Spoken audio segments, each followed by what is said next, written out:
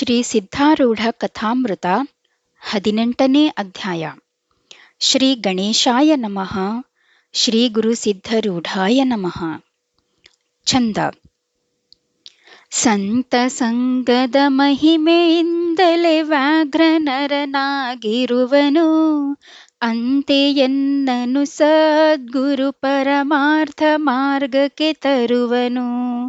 ಧೈರ್ಯದಿಂದಲಿ ನಿನ್ನ ಕರುಣೆಯ ದಾರಿ ನೋಡುತ್ತ ಇರುವೆನು, ಶೌರ್ಯದಿಂದೀ ಷಡ್ರಿಪುಗಳನ್ನು ಹೋರಿ ಚರಣಕ್ಕೆ ಬರುವೆನು. ನೀನು ಅನಾದ್ಯನಂತನು, ಅವಿನಾಶಿಯು, ಸ್ವಸತ್ತೆಯಿಂದ ಈ ಜಗವನ್ನು ನಡೆಸುವಿ. ಮಾಯಾ ಆಟವನ್ನು ಕ್ಷಣಹೊತ್ತು ತೋರಿಸಿ ಕೂಡಲೇ ನಿನ್ನೊಳಗೆ ಗ್ರಹಣ ಮಾಡಿಕೊಳ್ಳುವೆ. ನೀನು ಸ್ವಾನಂದದಿಂದ ಆಟ ಆಡುತ್ತಿರುವಾಗ ಸುಖ ದುಃಖಗಳನ್ನು ನನ್ನ ಮೇಲೆ ಇಡುವೆ. ಅಜ್ಞಾನಿಗಳಾದ ನಾವಾದರೂ ನಿನ್ನನ್ನು ತಿಳಿಯಲಾರದೆ ಸಂಸಾರ ವ್ಯಥೆಯನ್ನು ಭೋಗಿಸುತ್ತಿರುವೆವು. ಅನೇಕ ಜನ್ಮ ಪರ್ಯಂತ ಸಂಸಾರವನ್ನು ಭೋಗಿಸಿ 84 ಲಕ್ಷ ಯೋನಿಗಳಲ್ಲಿ ತಿರುಗಿ ಕಟ್ಟಕಡೆಗೆ ಈ ಮನುಷ್ಯ ಜನ್ಮಕ್ಕೆ ಬಂದು ಏನು ಸಾರ್ಥಕ ಮಾಡಿದೆನೆಂದು ನನಗೆ ತಿಳಿಯದು. ಎಲ್ಲಿ ಪರ್ಯಂತ ನಿನ್ನ ಪಾದಗಳು ಲಭಿಸಲಿಲ್ಲ ಅಲ್ಲಿ ತನಕ ಸಂಸಾರ ಭಯವು ನಾಶವಾಗದು.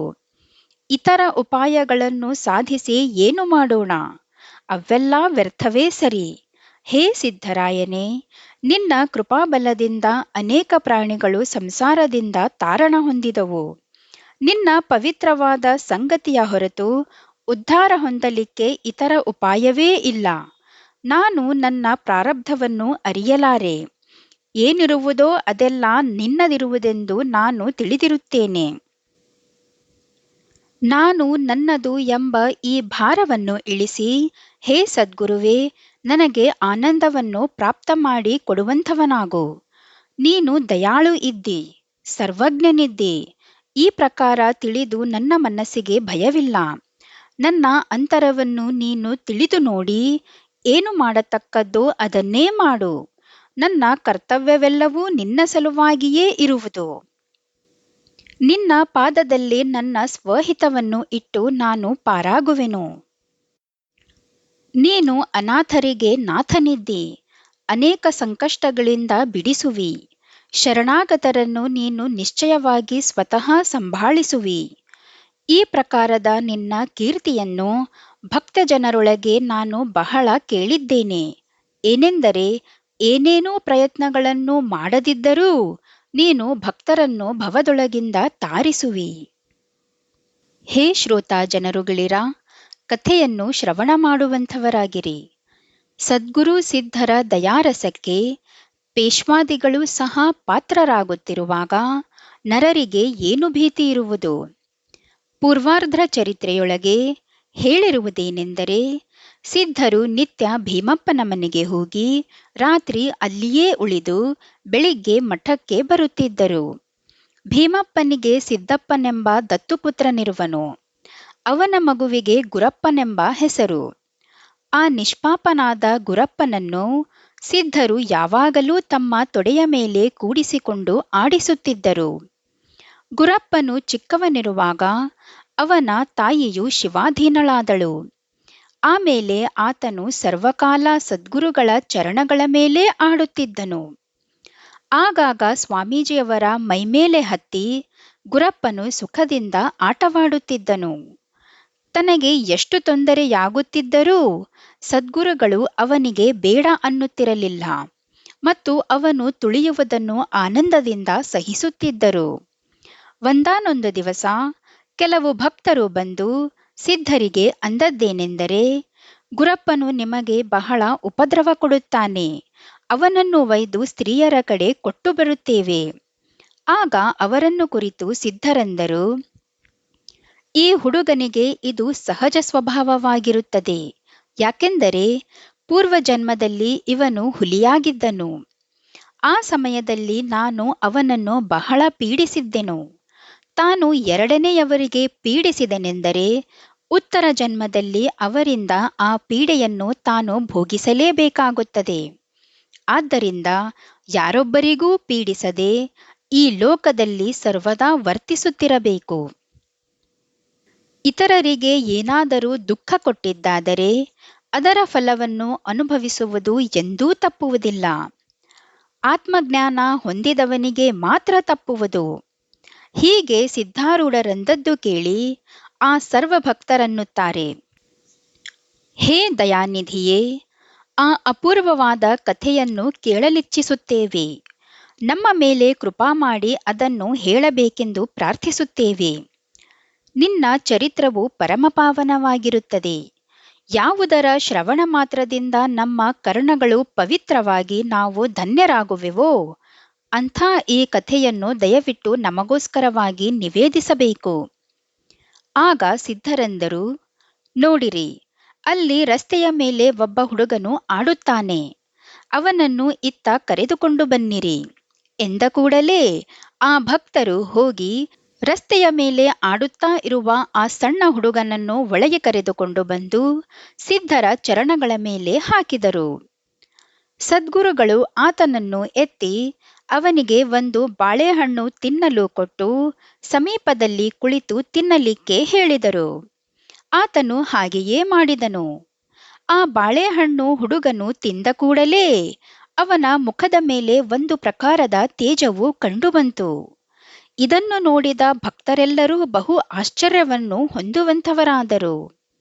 ಆಗ ಆ ಭಕ್ತರನ್ನು ಕುರಿತು ಸಿದ್ಧರಾಯರೆಂದರು, ಭಕ್ತಜನರೇ, ಈಗ ಈ ಹುಡುಗನಿಗೆ ಪೂರ್ವಕಥೆಯನ್ನು ಹೇಳೆಂದು ಕೇಳಿರಿ. ಅವನು ಆ ಸರ್ವಕಥೆಯನ್ನು ಹೇಳುವನು. ಆಗ ಆ ಭಕ್ತರು ಆ ಹುಡುಗನನ್ನು ಕುರಿತು ಪ್ರಶ್ನೆ ಮಾಡುವಂಥವರಾದರು. ಎಲೇ ತಮ್ಮ, ಪೂರ್ವದಲ್ಲಿ ಶ್ರೀ ಸಿದ್ಧಾರೂಢರು ವ್ಯಾಘ್ರದ ಕೂಡ ಆಡಿದ ಆ ಕಥೆಯು ನಿನಗೆ ಗೊತ್ತಿದ್ದರೆ ನಮಗೋಸ್ಕರವಾಗಿ ಹೇಳುವಂಥವನಾಗು. ಈ ವಚನವನ್ನು ಕೇಳಿ ಆ ಬಾಲಕನು ಅನ್ನುತ್ತಾನೆ, ಹೇ ಸದ್ಭಕ್ತರುಗಳಿರ, ಕೇಳುವಂಥವರಾಗಿರಿ. ಈಗ ಸುಮಾರು 30 ವರ್ಷಗಳಾದವು. ಸಿದ್ಧಾರೂಢರು ಪೃಥ್ವಿ ಸಂಚರಣ ಮಾಡುತ್ತಾ ಕಾವೇರಿ ನದಿ ತೀರಕ್ಕೆ ಬಂದರು. ಅಲ್ಲಿ ಮಹಾ ಅರಣ್ಯವು ಹಬ್ಬಿತ್ತು. ಆದರೆ ನದಿ ದಂಡೆಯಲ್ಲಿ ಉಸುಬಿನ ಪ್ರದೇಶದಲ್ಲಿ ಅನೇಕ ಕುರಿ ಕಾಯುವ ಹುಡುಗರು ಕಂಡು ಇವರನ್ನು ತಮ್ಮ ಕೂಡ ಆಡಲಿಕ್ಕೆ ಕರೆದರು. ಸ್ವಲ್ಪ ಹೊತ್ತು ಎಲ್ಲರೂ ಕೂಡಿ ಆಡಿದ ಮೇಲೆ ಅವರಿಗೆ ಶ್ರಮವಾಗಿ ಹಸಿವೆಯಾಯಿತು. ಆಗ ತಾವು ತಂದ ಬುತ್ತಿಗಳನ್ನು ಬಿಚ್ಚಿ ಎಲ್ಲರೂ ಒತ್ತಟ್ಟಿಗೆ ಕುಳಿತರು ಮತ್ತು ಸಿದ್ಧರಿಗೂ ಅವರ ಕೂಡ ಊಟಕ್ಕೆ ಕರೆದರು. ಎಲ್ಲರೂ ಆನಂದದಿಂದ ಉಣ್ಣುವಂಥವರಾದರು. ಕುರಿಗಳು ಸಾವಕಾಶ ಮೇಯುತ್ತಿರುವಾಗ ಒಮ್ಮಿಂದೊಮ್ಮೆ ಗಟ್ಟಿಯಾಗಿ ಕೂಗುತ್ತಾ ಅತ್ತಿತ್ತ ಓಡುತ್ತಿದ್ದವು. ಇದನ್ನು ನೋಡಿ ಆ ಕುರಿ ಕಾಯುವ ಹುಡುಗರು ಗಾಬರಿಯಿಂದ ತಾವು ಮಾಡುತ್ತಿದ್ದ ಊಟವನ್ನು ಅಲ್ಲೇ ಬಿಟ್ಟು ಓಡುತ್ತಿದ್ದ ಕುರಿಗಳನ್ನು ಬೆನ್ನು ಹತ್ತಿದರು. ಕುರಿಗಳು ಯಾಕೆ ಓಡಿದವು ಅಂತ ಯಾರಿಗೂ ಗೊತ್ತಾಗದೆ ಎಲ್ಲರೂ ಓಡತೊಡಗಿದರು. ಆ ಕುರುಬರ ಕೂಡ ಸಿದ್ಧರೂ ಎದ್ದು ಭಯದ ಕಾರಣವನ್ನು ತತ್ಕಾಲ ತಿಳಿದುಕೊಂಡರು. ಒಂದು ವ್ಯಾಘ್ರವು ಸಮೀಪದ ಒಂದು ಕಂಟಿಯೊಳಗೆ ಕುಳಿತುಕೊಂಡಿತ್ತು. ಆಗ ಮಹಾತ್ಮರು ಕಂಟಿಯ ಸಮೀಪ ಬಂದು ಏನು ಕೆಲಸ ಮಾಡಿದರು ಎಂಬುದನ್ನು ಸಾವಧಾನ ಚಿತ್ತದಿಂದ ಕೇಳುವಂಥವರಾಗಿರಿ. ಒಂದು ಕುರಿಯನ್ನು ಎತ್ತಿಕೊಂಡು ಹೋಗಬೇಕೆಂದು ಜಪ್ಪಿಸಿ ಕೂತಿರುವಾಗ ಆ ಹುಲಿಯ ಹಿಂದಿನಿಂದಲೇ ಸಿದ್ಧರು ಸಾವಕಾಶ ಬಂದು ಅಕಸ್ಮಾತ್ತಾಗಿ ಅದರ ಬೆನ್ನ ಮೇಲೆ ಚಪ್ಪರಿಸಿದರು. ಕೂಡಲೇ ಹುಲಿಯು ಗಾಬರಿಯಾಗಿ ಒಮ್ಮಿಂದೊಮ್ಮೆ ಹಾರಿತು. ಆದರೆ ಸಿದ್ಧರು ಅದರ ಬೆನ್ನು ಹತ್ತಿ ಹೋಗಿ ಅದರ ಕಿವಿಯನ್ನು ಗಟ್ಟಿಯಾಗಿ ಹಿಡಿಯಲು ಅದು ಶಕ್ತಿಪಾತವಾಗಿ ಸುಮ್ಮನೆ ನಿಂತಿತು. ಆಗ ಸಿದ್ಧರು ಅದರ ಬೆನ್ನ ಮೇಲೆ ಹತ್ತಿ ಆ ಕುರಿ ಕಾಯುವ ಹುಡುಗರಿಗೆ ಕೂಗಿ ಇತ್ತ ಬನ್ನಿರೆಂದು ಕರೆದರು. ಇದನ್ನು ನೋಡಿ ಆ ಹುಡುಗರು ಓಡುವುದನ್ನು ಬಿಟ್ಟು ನಿಂತರು. ಸಿದ್ಧರ ಸಣ್ಣ ಮೂರ್ತಿಯು ಆ ಮಹಾವ್ಯಾಘ್ರದ ಮೇಲೆ ಕೂತಿದ್ದು ನೋಡಿ ಅವರು ಆಶ್ಚರ್ಯಚಕಿತರಾದರು. ಆದರೆ ಮನಸ್ಸಿನೊಳಗೆ ಹುಲಿಯ ಭಯವಿತ್ತು.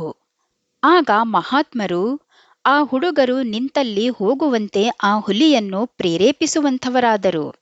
ತಮ್ಮ ಕಡೆಗೆ ಹುಲಿ ಬರುವುದನ್ನು ನೋಡಿ ಆ ಹುಡುಗರು ಓಡಲಿಕ್ಕೆ ಆರಂಭಿಸುವಾಗ ಸಿದ್ಧರನ್ನುತ್ತಾರೆ, ಎಲೇ ಹುಡುಗರಿರಾ, ನೀವು ಹೆದರಬೇಡಿರಿ. ನಿಮಗೆ ಆಡಿಸಲಿಕ್ಕೆ ಇದೊಂದು ಪಶುವನ್ನು ತಂದಿರುವೆನು. ಇದು ಬಹು ಸಾಧುವಾಗಿರುವ ಪ್ರಾಣಿಯು ನಿಮಗೇನೂ ಹಾನಿ ಮಾಡುವುದಿಲ್ಲ. ಹುಡುಗರು ಅನ್ನುತ್ತಾರೆ, ಎಲೇ ಸಿದ್ಧನೇ, ನೀನು ಮಹಾಪುರುಷನಿದ್ದಂತೆ ಕಾಣಿಸುತ್ತದೆ. ನಿನ್ನ ಕಡೆ ವಶ್ಯಾದಿ ಸಿದ್ಧಿಗಳಿರುವವು, ಆದರೆ ನಮಗೆ ಆ ಶಕ್ತಿಯಿಲ್ಲ. ಸ್ವಾಭಾವಿಕವಾಗಿ ಹುಲಿಯು ಹಿಂಸ ಪ್ರಾಣಿಯು. ಅದು ನಮ್ಮ ಮೇಲೆ ಅದರ ಸ್ವಭಾವವನ್ನು ತೋರಿಸುವುದು. ನಿನ್ನ ಮಾತಿನ ಮೇಲೆ ನಮಗೇನೂ ವಿಶ್ವಾಸವಾಗದು. ಮನಸ್ಸಿನಲ್ಲಿ ಬಹಳ ಭಯವಾಗುತ್ತದೆ. ಆಗ ಮಹಾತ್ಮರು ಏನು ಮಾಡಿದರೆಂದರೆ, ಒಬ್ಬ ಹುಡುಗನನ್ನು ಬಲಾತ್ಕಾರದಿಂದ ಹಿಡಿದು ಆ ಹುಲಿಯ ಮೇಲೆ ಕೂಡಿಸಿದರು. ಆಗ ಎಲ್ಲಾ ಹುಡುಗರು ನೋಡುತ್ತಿದ್ದರು. ಹುಲಿಯಾದರೂ ಮೋರೆ ಕೆಳಗೆ ಮಾಡಿ ಸ್ವಸ್ಥವಾಗಿ ನಿಲ್ಲುವಂಥದ್ದಾಯಿತು. ಕೆಲವು ಹೊತ್ತಿನವರೆಗೆ ಹುಡುಗರು ನೋಡಿದ ಮೇಲೆ ಅವರಿಗೆ ಧೈರ್ಯವಾಯಿತು. ಆಮೇಲೆ ಅವರು ಸಂತೋಷದಿಂದ ಆ ಹುಲಿಯ ಹತ್ತಿರ ಬಂದು ಎಲ್ಲಾ ಭೀತಿಯನ್ನು ಬಿಟ್ಟು ಅದರ ಕೂಡ ನಾನಾ ಪ್ರಕಾರ ಆಡುವಂಥವರಾದರು. ಪ್ರತಿದಿನವೂ ಹುಡುಗರು ಕುರಿಗಳನ್ನು ಮೇಯಿಸಲಿಕ್ಕೆ ಕರೆದುಕೊಂಡು ಬಂದಾಗ ಹುಲಿಯಾದರೂ ಅಡವಿಯೊಳಗಿಂದ ಅವರ ಕೂಡ ಆಡಲಿಕ್ಕೆ ಬರುತ್ತಿತ್ತು. ಸಿದ್ಧರು ನಿತ್ಯ ಹುಲಿಯ ಮೇಲೆ ಕೂಡುತ್ತಿರುವಾಗ ಹುಡುಗರು ಅದನ್ನು ಹೊಡೆಯುತ್ತಿದ್ದರು. ಸಿದ್ಧರಿಗೆ ಅದರ ಮೇಲೆ ಬಹುಪ್ರೀತಿಯುಂಟಾಗಿ ಆಗಾಗ್ಗೆ ಅದರ ಮುಖವನ್ನು ಮಮತೆಯಿಂದ ಹಿಡಿದು ಕೈಯಾಡಿಸುತ್ತಿದ್ದರು. ಹೀಗಿರುತ್ತಾ ಒಂದಾನೊಂದು ದಿವಸ ಒಬ್ಬ ಬೇಟೆಗಾರನು ಆ ವರ್ತಮಾನವನ್ನು ಕೇಳಿ ಆ ಹುಲಿಯನ್ನು ಕೊಲ್ಲುವ ಉಪಾಯವನ್ನು ಚಿಂತಿಸುವವನಾದನು. ಅಪ್ರಯಾಸದಿಂದ ಹುಲಿಯು ಸಿಗುತ್ತಿರುವಾಗ ಅಡಗಿ ದಾರಿಯೊಳಗೆ ಕುಳಿತುಕೊಂಡು ಅದನ್ನು ಕೊಲ್ಲಬೇಕು. ಅದರ ಚರ್ಮವನ್ನು ಸರಕಾರದವರಿಗೆ ಕೊಟ್ಟರೆ ಬಹಳ ಇನಾಮು ಸಿಗುವುದು. ಹೀಗಂದು ಒಂದು ದಿನ ತುಪಾಕಿ ತೆಗೆದುಕೊಂಡು ಬಂದು ಆ ಹುಲಿ ಬರುವ ದಾರಿಯಲ್ಲಿ ಒಂದು ಕಂಟಿಯಲ್ಲಿ ತುಪಾಕಿ ಬಾರು ಮಾಡಿ ಅವಿತುಕೊಂಡು ಕುಳಿತನು. ಅದೇ ಸಮಯದಲ್ಲಿ ಹುಡುಗರು ಕುರಿಗಳನ್ನು ತೆಗೆದುಕೊಂಡು ಬಂದರು. ಸಿದ್ಧಾರೂಢರು ಅವರ ಕೂಡ ಇದ್ದರು. ಹುಡುಗರು ನಿತ್ಯದಂತೆ ಕುರಿಗಳನ್ನು ಮೇಯಲಿಕ್ಕೆ ಬಿಟ್ಟು ಉಸುಬಿನ ಮೇಲೆ ಆಡಲಾರಂಭಿಸಿದರು. ಆಡುತ್ತಿರುವ ಆ ಹುಡುಗರನ್ನು ನೋಡಿ ಆ ಹುಲಿಯು ಆನಂದದಿಂದ ಸಿದ್ಧರ ಕಡೆ ನೋಡುತ್ತಾ ನಿಶ್ಶಂಕ ಚಿತ್ತದಿಂದ ಅಡವಿಯೊಳಗಿಂದ ಬರುತ್ತಿತ್ತು. ಆ ಶಿಕಾರಿಯವನಾದರೂ ವ್ಯಾಘ್ರವು ಮುಂದೆ ನೋಡುತ್ತಾ ಹೋಗುತ್ತಿರುವಾಗ ತನಗೆ ಸಮೀಪಿಸಿದ ಕೂಡಲೇ ಗುರಿ ಹಿಡಿದು ತುಪಾಕಿ ಹಾರಿಸಿದನು. ಗುಂಡು ಹುಲಿಯ ಕೊರಳಿಗೆ ತಾಕಿ ಅದು ತತ್ಕ್ಷಣವೇ ಹಾರಿತು. ಹಾರುವಾಗ ಹುಲಿಯು ಆ ಬೇಟೆಗಾರನನ್ನು ನೋಡಿ ಅವನ ಮೈಮೇಲೆ ಬಿದ್ದು ಅವನನ್ನು ತೆಕ್ಕೆ ಹಾಕಿ ಹಿಡಿದು ಅವನ ಹೊಟ್ಟೆಯನ್ನು ಸೀಳಿತು. ಆ ಕೂಡಲೇ ಇಬ್ಬರು ನಿಶ್ಚೇಷ್ಟಿತರಾಗಿ ನೆಲಕ್ಕೆ ಬಿದ್ದರು. ಆ ಕ್ಷಣವೇ ಅದನ್ನೆಲ್ಲ ನೋಡಿದ ಸಿದ್ಧರು ಮತ್ತು ಹುಡುಗರು ಇವರು ಬಿದ್ದ ಸ್ಥಾನಕ್ಕೆ ಓಡಿ ಬಂದರು. ಮಹಾತ್ಮರು ವ್ಯಾಘ್ರದ ಹತ್ತಿರ ಬಂದು ನೋಡುವಾಗ ಅದು ಮೆಲ್ಲಗೆ ಮಸ್ತಕವನ್ನು ಎತ್ತಿ ಆತನ ಪಾದದ ಮೇಲೆ ಇಟ್ಟಿತು. ಹುಲಿಯ ಎರಡೂ ಕಣ್ಣುಗಳಿಂದ ನೀರು ಸುರಿಯುತ್ತಿದ್ದವು. ಇದನ್ನು ನೋಡಿದ ಸಿದ್ಧರು ಬಹಳ ಅಂತಃಕರಣಯುಕ್ತರಾಗಿ ತಮ್ಮ ಹಸ್ತದಿಂದ ಆ ಮಸ್ತಕವನ್ನೆತ್ತಿ ತಮ್ಮ ತೊಡೆಯ ಮೇಲಿಟ್ಟುಕೊಂಡು ಬಹಳ ದುಃಖದಿಂದ ಅನ್ನುತ್ತಾರೆ, ಹೇ ನನ್ನ ಪ್ರಿಯ ಸಖನೇ, ಜೀವದ ಮಿತ್ರನೇ, ಈಗ ನೀನು ಈ ದೇಹವನ್ನು ತ್ಯಜಿಸುವಿ. ಆದರೆ ಮುಂದೆ ನಿನಗೆ ಮನುಷ್ಯ ಜನ್ಮ ಪ್ರಾಪ್ತಿಯಾಗುವುದು. ಆ ಸಮಯದಲ್ಲಿ ನೀನು ಯಾವಾಗಲೂ ನನ್ನ ಅಂಗಸಂಗದಲ್ಲೇ ಇದ್ದು ಆಡುತ್ತಿರುವಿ. ಈಗ ಶಾಂತನಾಗು. ಈ ಪ್ರಕಾರ ಅಂದು ಸಿದ್ಧರು ತಮ್ಮ ಹಸ್ತವನ್ನು ಹುಲಿಯ ಮಸ್ತಕದ ಮೇಲೆ ಇಟ್ಟರು. ಕೂಡಲೇ ಆ ವ್ಯಾಘ್ರವು ಅವರ ಚರಣಗಳಲ್ಲಿ ಶಿರವನ್ನು ಇಟ್ಟು ಪ್ರಾಣವನ್ನು ತ್ಯಜಿಸುವಂಥದ್ದಾಯಿತು. ವ್ಯಾಘ್ರದ ಈ ಪ್ರಕಾರದ ಪ್ರೇಮವನ್ನು ನೋಡಿದವರಿಗೆಲ್ಲ ನೇತ್ರದಿಂದ ನೀರು ಸುರಿಸುವಂಥದ್ದಾಯಿತು. ಈತನು ಸಾಕ್ಷಾತ್ ಶಿವನೇ ಇರುವನು ಎಂದು ಮಹಾತ್ಮರ ಪಾದಕ್ಕೆ ಅವರೆಲ್ಲ ನಮಸ್ಕಾರ ಮಾಡುವವರಾದರು.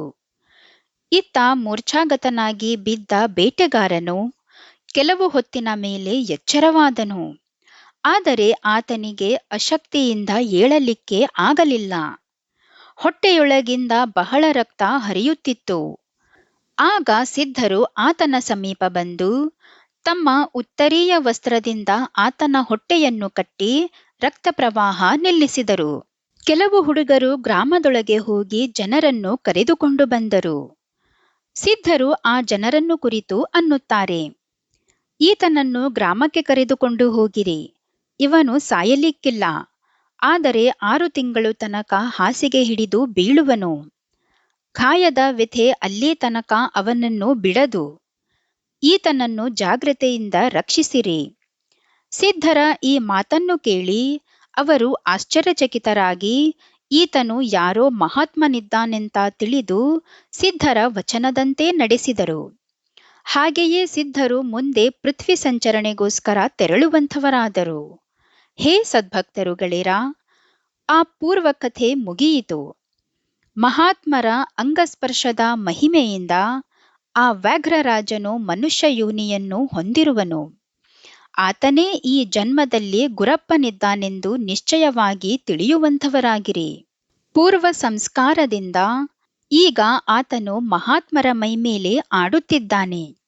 ಹೇ ಸದ್ಭಕ್ತರುಗಳಿರ, ನೀವು ವಿಚಾರಿಸಿದಂಥ ಕಥೆಯು ಈ ಪ್ರಕಾರ ಇರುವುದು. ಹೀಗೆ ಹೇಳಿ ಆ ಬಾಲಕನು ಸುಮ್ಮನಾದನು. ಆಗ ಆ ಅಮಳರಾದ ಸದ್ಭಕ್ತರು ಅವನನ್ನು ಕುರಿತು ಕೇಳುತ್ತಾರೆ, ಹೇ ಬಾಳ, ನಿನಗೆ ಈ ಕಥೆಯು ಯಾವ ಪ್ರಕಾರ ವಿದಿತವಾಯಿತು ಎಂದು ನಮಗೋಸ್ಕರ ಹೇಳುವಂಥವನಾಗು. ಅಂದದ್ದು ಕೇಳಿ ಹುಡುಗನನ್ನುತ್ತಾನೆ, ಕೇಳುವಂಥವರಾಗಿರಿ. ಹೇ ಸದ್ಭಕ್ತರುಗಳಿರ, ಶ್ರೀ ಸಿದ್ಧಾರೂಢರ ಕೃಪಾಬಲದಿಂದ ಈ ಚರಿತ್ರವು ನನ್ನ ಕಣ್ಣ ಮುಂದೆ ನಾನು ನೋಡುತ್ತಲಿದ್ದು ನನ್ನಿಂದ ತಿಳಿಯಲ್ಪಟ್ಟಿತು. ಈ ಪ್ರಕಾರ ಅಂದು ಆ ಬಾಲಕನು ತುಷ್ಟಿಂ ಸ್ಥಿತಿಯನ್ನು ಹೊಂದುವಂಥವನಾದನು. ಅನಂತರ ಸಿದ್ಧಾರೂಢರು ಅವನಿಗೆ ಹಣ್ಣುಗಳನ್ನು ತಿನ್ನಲಿಕ್ಕೆ ಕೊಟ್ಟರು. ಅವನ್ನು ಆ ಹುಡುಗನು ತಿಂದ ಕೂಡಲೇ ಎಲ್ಲಾ ಸಂಗತಿಯನ್ನು ಮರೆತು ಏನೇನೂ ಅರಿಯದವನಂತೆ ಯಥಾಪೂರ್ವ ರಸ್ತೆಯ ಮೇಲೆ ಹೋಗಿ ಆಡಲಾರಂಭಿಸಿದನು. ಆ ಭಕ್ತಜನರಾದರೂ ಈ ಪುಣ್ಯ ಚರಿತ್ರೆಯನ್ನು ಕೇಳಿ ತಾವು ಧನ್ಯ ಧನ್ಯರೆಂದು ಮಹಾತ್ಮರಿಗೂ ಗುರಪ್ಪನಿಗೂ ನಮಸ್ಕರಿಸುವಂಥವರಾದರು. ಹೇ ಶ್ರೋತಾ ಜನರುಗಳಿರ, ಈಗ ಲಕ್ಷಾರ್ಥವನ್ನು ಶ್ರವಣ ಮಾಡಿರಿ.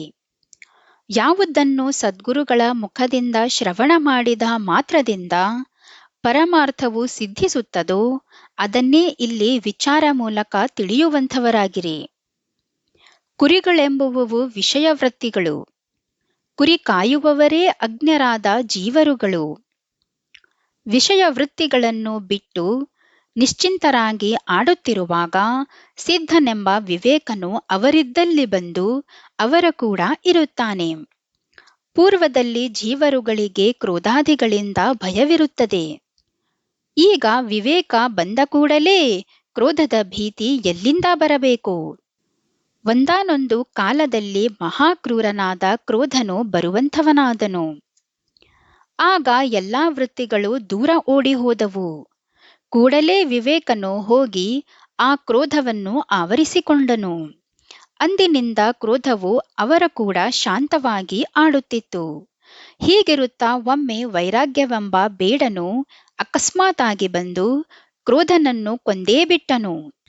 ಆದರೆ ಆ ಕ್ರೋಧ ವೈರಾಗ್ಯ ಯುದ್ಧದಲ್ಲಿ ವೈರಾಗ್ಯನು ಬಹಳ ಸಂಕಷ್ಟಪಟ್ಟನು. ವಿವೇಕನು ವೈರಾಗ್ಯನನ್ನು ಬದುಕಿಸಿ ಆತನನ್ನು ಸಶಕ್ತನಾಗಿ ಮಾಡಿದನು. ಕಾಲಾಂತರದಲ್ಲಿ ವಿವೇಕನು ಸಿದ್ಧಸ್ಥಿತಿ ಹೊಂದಿದನು. ಆ ಕಾಲದಲ್ಲಿ ಕ್ರೋಧನಾದರೂ ಪುನರ್ಜನ್ಮ ಹೊಂದಿ ದ್ವೈತ ನಿರಾಕರಣವೆಂಬ ನಾಮದಿಂದಿರುವಾಗ ಸಿದ್ಧನು ಆತನನ್ನು ಯಾವಾಗಲೂ ಆಡಿಸುತ್ತಿದ್ದನು. ಈ ಲಕ್ಷಾರ್ಥದ ಮನನ ಮಾತ್ರದಿಂದ ದ್ವೈತಭಾವವೆಲ್ಲ ನಿರಸನವಾಗಿ ಸದ್ಗುರು ಕೃಪೆಯಿಂದ ಪೂರ್ಣಾತ್ಮನು ಹೃದಯದಲ್ಲಿ ಪ್ರಕಟನಾಗುವನು. ಮುಂದಿನ ಅಧ್ಯಾಯದಲ್ಲಿ ಅಮೃತಕ್ಕಿಂತ ಅಧಿಕ ಮಧುರವಾದ ಕಥೆಯೂ ಇರುವುದು. ಅದನ್ನು ಶ್ರವಣ ಮಾಡಿದ ಮಾತ್ರದಿಂದ ಷಡ್ರಿಪುಗಳಿಗೆ ಸಹಜವಾಗಿ ನಾಶ ಪ್ರಾಪ್ತವಾಗುವುದು. ಎಂಬಲ್ಲಿಗೆ ಶ್ರೀ ಸಿದ್ಧಾರೂಢ ಕಥಾಮೃತದೊಳ್ ಶ್ರವಣ ಮಾತ್ರದಿಂದ ಸರ್ವ ಪಾಪಗಳನ್ನು ಭಸ್ಮ ಮಾಡುವಂತಹ ಅತಿ ಮಧುರವಾದ ಈ 18ನೇ ಅಧ್ಯಾಯವನ್ನು ಶಿವದಾಸನು ಶ್ರೀ ಸಿದ್ಧಾರೂಢ ಸದ್ಗುರುಗಳ ಚರಣವಿಂದಗಳಿಗೆ ಅರ್ಪಿಸಿರುವನು. ಇಲ್ಲಿಗೆ 18ನೇ ಅಧ್ಯಾಯ ಮುಕ್ತಾಯವಾಯಿತು. ಶ್ರೀ ಜಗದ್ಗುರು ಸಿದ್ಧಾರೂಢ ಸ್ವಾಮಿ ಮಹಾರಾಜ್ ಕಿ ಜೈ. ಶ್ರೀ ಸಿದ್ಧಾರೂಢರ ಕಥಾಮೃತವು ನಿಮಗೆ ಇಷ್ಟವಾದಲ್ಲಿ ಲೈಕ್, ಶೇರ್ ಮತ್ತು ಸಬ್ಸ್ಕ್ರೈಬ್ ಮಾಡಿ. ನಿಮ್ಮ ಅನಿಸಿಕೆಗಳನ್ನು ನಮಗೆ ಕಮೆಂಟ್ ಮೂಲಕ ತಿಳಿಸಿ. ಧನ್ಯವಾದಗಳು.